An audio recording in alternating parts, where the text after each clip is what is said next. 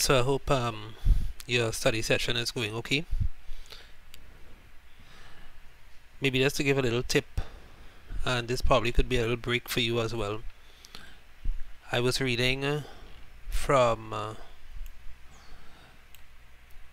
this is from Harvard.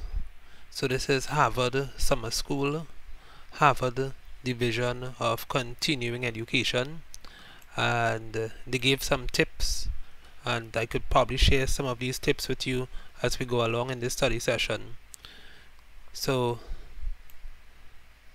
one of the tips that they shared has to do with do not cram.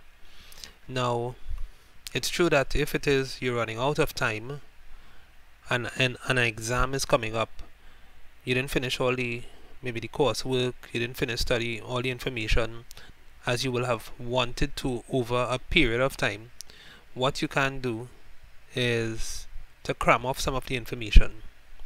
However, that is not the ideal when it comes to long-term memory. It doesn't really help you with long-term memory. Short-term memory, yeah, you could just cram off some stuff and pass the exam. In some cases that may work, but in the vast majority of cases it affects how you encode the information, how you retrieve the information, and long-term your memory is not going to be as strong as if you had studied over a period of time, and effectively study over a period of time at that. So don't cram off anything. Try to set time aside, maybe each day, every other day, to do piece or part of the subject.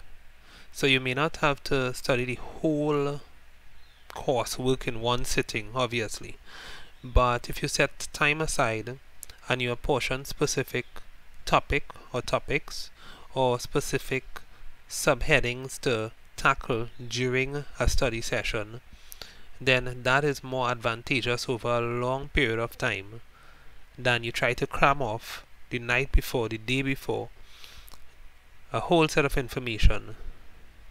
As I said, it's not gonna do too well for your long-term memory. A matter of fact, Harvard was quoting some material from the American Psychological Association, and it says, and I'm going to read it directly, it says, students may perform well on a test for which they have crammed, but that doesn't mean that they have truly learned the material, says an article from the American Psychological Association. So Harvard article basically says now, instead of cramming, studies have shown that studying with the goal of long-term retention is best for learning overall. So there it is.